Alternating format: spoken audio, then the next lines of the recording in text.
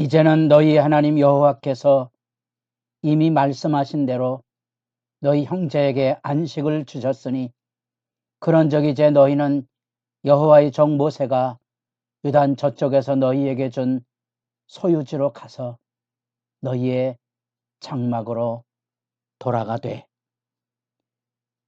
새벽을 깨우는 거룩한 기도자 여러분, 주의 말씀의 영광을 품고 하루를 열어가는 복된 시간, 주님의 은총의 부유함이 늘 새롭기를 소망합니다.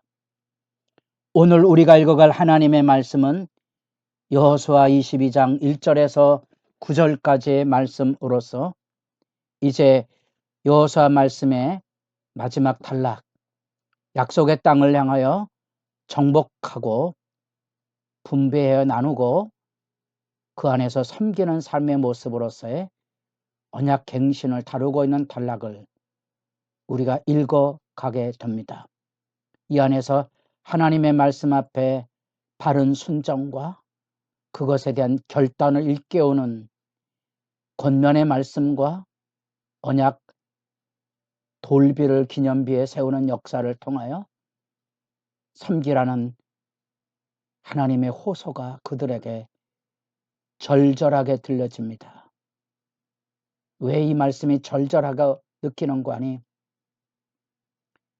여호수아 24장의 이 돌비에까지 새겨놨던 그들의 하나님을 향한 맹약은 사사기 1장에 무너지기 때문에 그렇습니다.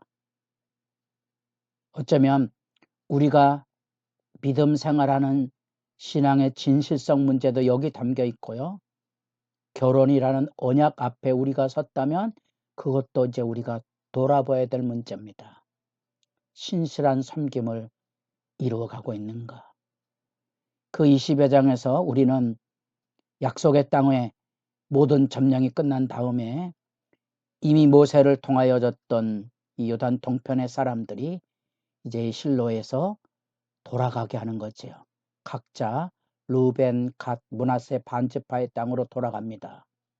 왜냐하면 이 모세가 이 땅을 줄 때 이 두 지파 반에게 약속을 받아낸 게 있거든요.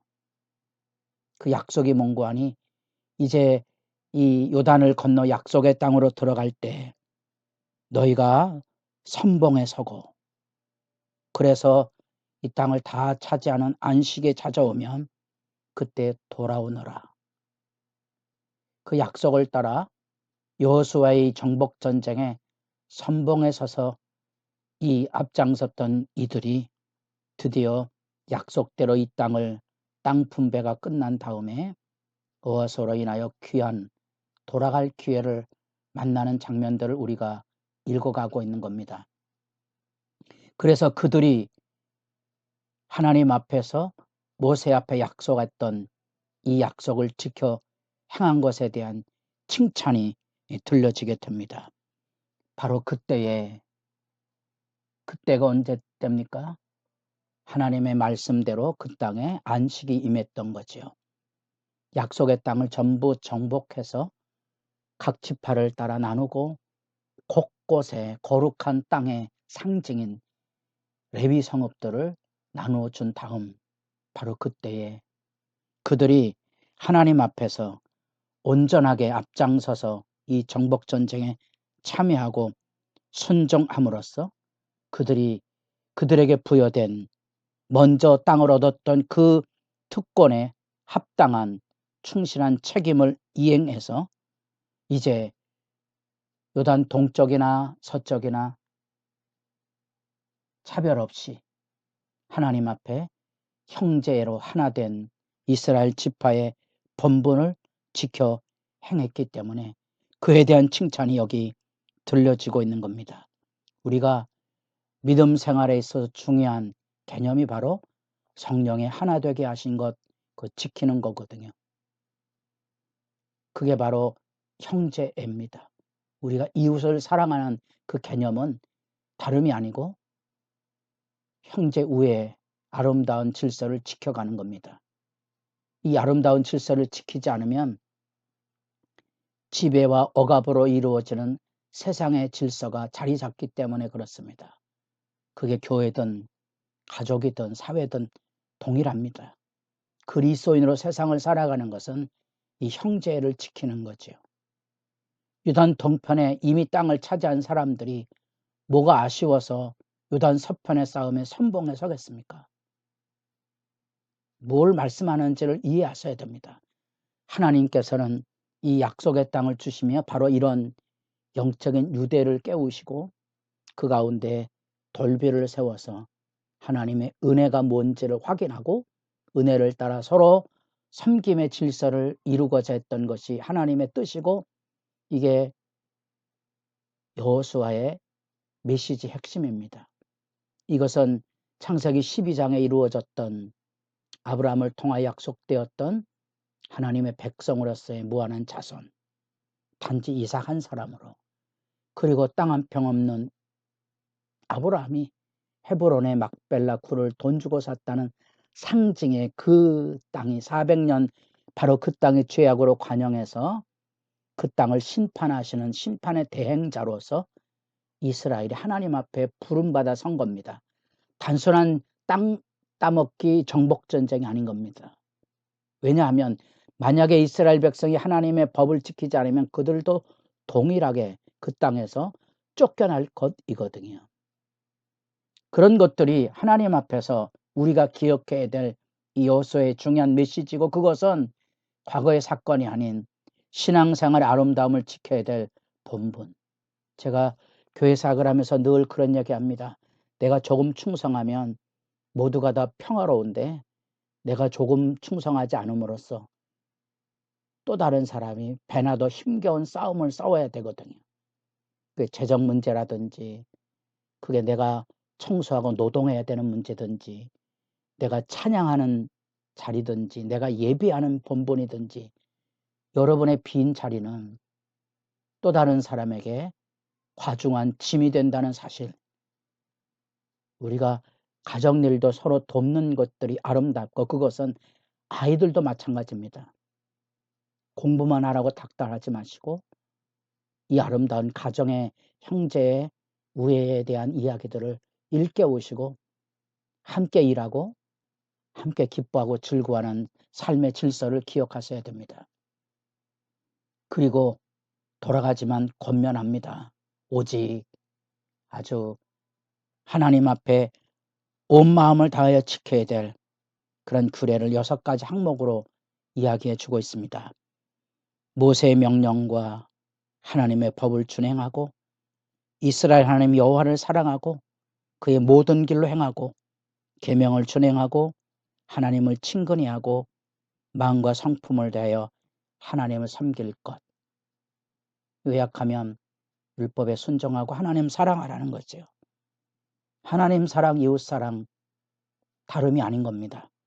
그 이야기를 하고 있습니다.